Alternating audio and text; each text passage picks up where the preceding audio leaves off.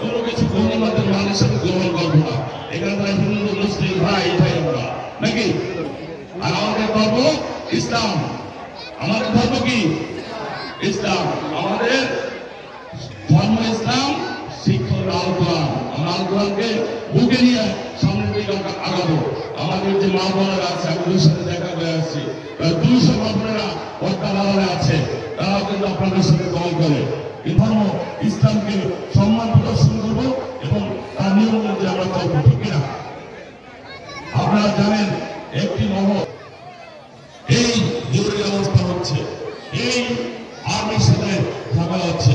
আপনারা জানেন যে ফ্যাসিস্ট সরকার হাসিনা পালিয়ে গিয়েও এই কাজগুলি করছে, সবসময় জনগণের পাশে আছে এবং এই সেনাবাহিনীকে, এই বিমান বাহিনীকে, এই নৌবাহিনীকে বিতর্কিত করার জন্য এই ফ্যাসিস্ট সরকারের প্রেতাত্মা এখন বিভিন্ন ভাবে ফেসবুকে লিপ্ত আছেন।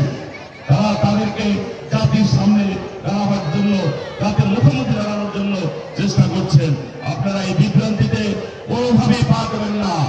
সেনাবাহিনী আপনাদের বন্ধু, আমাদের বন্ধু, এবং ক্রান্তিকাল সময় এই সেনাবাহিনী আমাদের পাশে এসে দাঁড়িয়েছে। এই ফ্যাসিস্টকে বিদায় করার জন্য সেনাবাহিনী এবং নৌবাহিনী, বিমান বাহিনী, বিজিএফআই, পুলিশ বাহিনী এবং প্রশাসনিক কর্মকর্তারা আপনাদের পাশে এসে দাঁড়িয়েছে। আপনারা তাদেরকে সহযোগিতা করবেন। আমরা একে অপরের পরিপূরক, সবাই মিলে আমরা এই দেশকে গড়ব। আমি এখন যারা অনেকে নতুন বিএনপি করেন, আওয়ামী লীগের সাথে তাল মিলিয়ে আছেন, থাকেন, অসুবিধা নাই।